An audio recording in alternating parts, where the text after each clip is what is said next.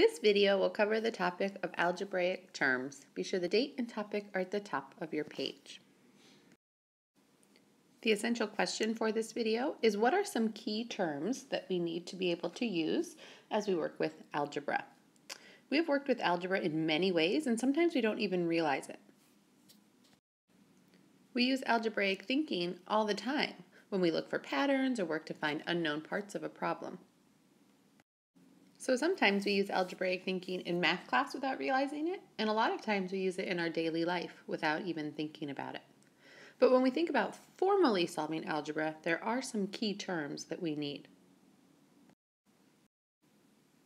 One of these is the term expression. This is a math sentence that doesn't have an equal sign. You're not solving for anything. So for example, an expression might be 2x plus 5, right? It doesn't equal anything. We just have this expression, 2x's and a 5. On the other hand, we have equations. An equation does have an equal sign, and it's saying that two things are of the same value. So for example, we could say 2x plus 5 equals 20. That would be an equation that we might then have to solve. And in that equation, you can see that I used a variable, which is another term we'll need to be able to recognize. And simply put, a variable is a letter that represents a number we don't know yet. So for example, 2x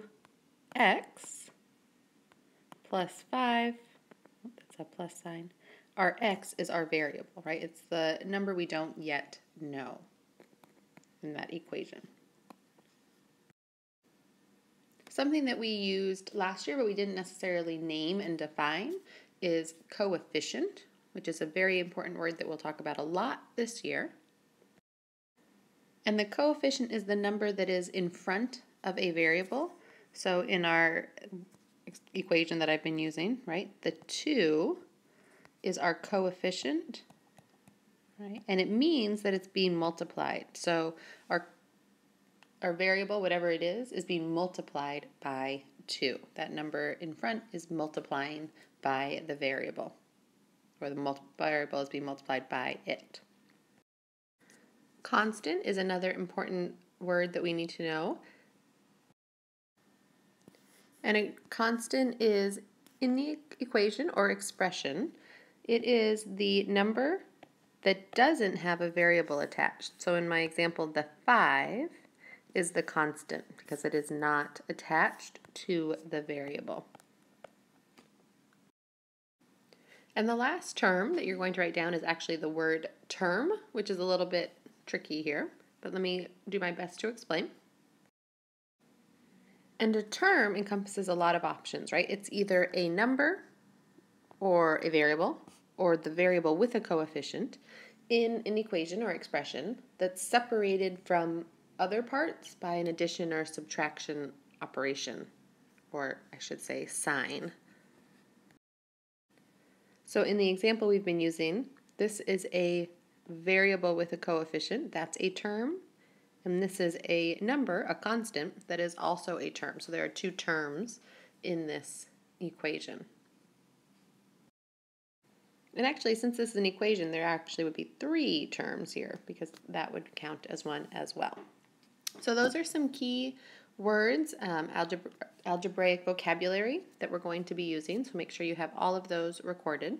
But then in addition to some key terms, we also want to have an understanding of one more thing. So we want to make sure we understand the idea of equivalent expressions. And equivalent expressions are a lot what they sound like, right? They're expressions that mean the same thing, they have the same value, but they might look a little bit different. So for example, 4 plus 5 is an expression, and we want to think, what could be equivalent to that? Well, 4 plus 5 has a value of 9, so we're looking for another expression that has the same value, and I would say perhaps 6 plus 3 would be an equivalent expression. Another expression might be 3 plus 5 plus 10, and we're thinking what an equivalent expression could be, what has the same value but that might look different, well, I could say 8 plus 10 would be an equivalent expression. I have 4 times 4. That might be an equivalent expression as 4 squared, right? I'm not actually writing down what the value is. I'm just saying another expression that has the same value.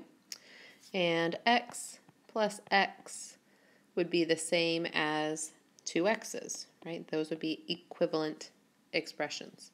By the same token, 4y's plus 2 more y's, that's an expression that doesn't have a value yet, but we know that it would be equivalent to 6 y's.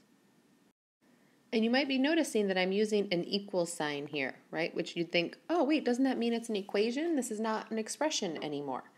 Usually an equal symbol represents the answer to a question.